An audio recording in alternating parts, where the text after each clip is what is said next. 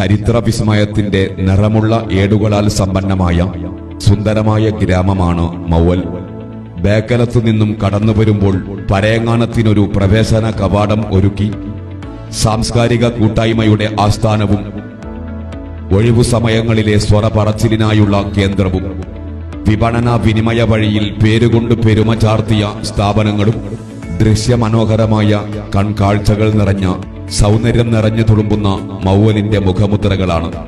തെക്കോട്ട് പോയാൽ ആധുനിക മാറ്റത്തിന്റെ പ്രൗഢിയോടെ നീന്തൽക്കുളവും പച്ച പരവതാനി വിരിച്ച കളിക്കളവും ആത്മീയ വെളിച്ചത്തിന്റെ കേന്ദ്രമായ ഗൗസിയ പള്ളിയും നാടിന്റെ അതിർത്തിയിൽ വർണ്ണാഭമായ ശോഭ ചൊരിയുന്നു.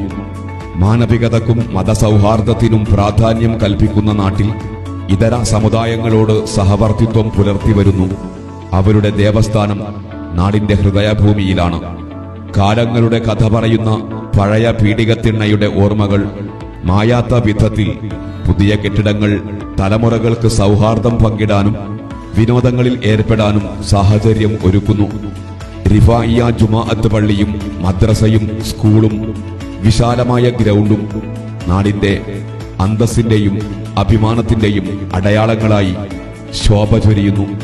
ഒട്ടേറെ പൂർവികർ വിയർപ്പു തുള്ളികളാൽ കെട്ടിപ്പടുത്ത ആത്മീയ വഴിയിലും നാടിന്റെ പുരോഗമനത്തിലും കയ്യൊപ്പു ചാർത്തിയ സ്ഥാപനങ്ങൾ മൺമറഞ്ഞു പോയവരെ നന്ദിയോടെ സ്മരിക്കുന്നു, അവർക്കായി പ്രാർത്ഥിക്കുന്നു.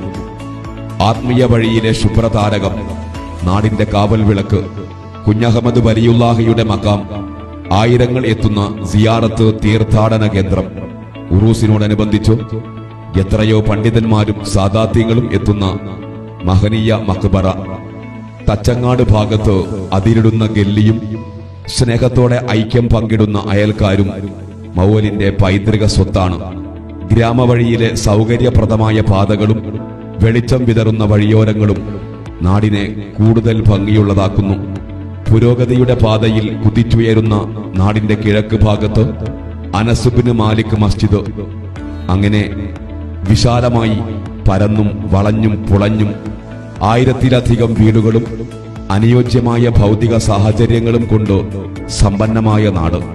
പൂർവികർ ചെയ്ത നന്മകളാൽ ഇന്ന് ഏറെ പുരോഗതിയിലേക്ക് കുതിച്ചുയരുന്ന മൗവൽ നാട്ടിന്റെ പേരും പെരുമയും വാനോളമുയർത്തി ഇതാ പ്രവാസ ലോകത്ത് മൗവൽക്കാരുടെ സംഗമം. ഈ നാടിന്റെ മഹിമ, ഇത് ഈ മണ്ണിന്റെ സുഹൃതം, എന്നും അഭിമാനം എന്റെ മൗവൽ.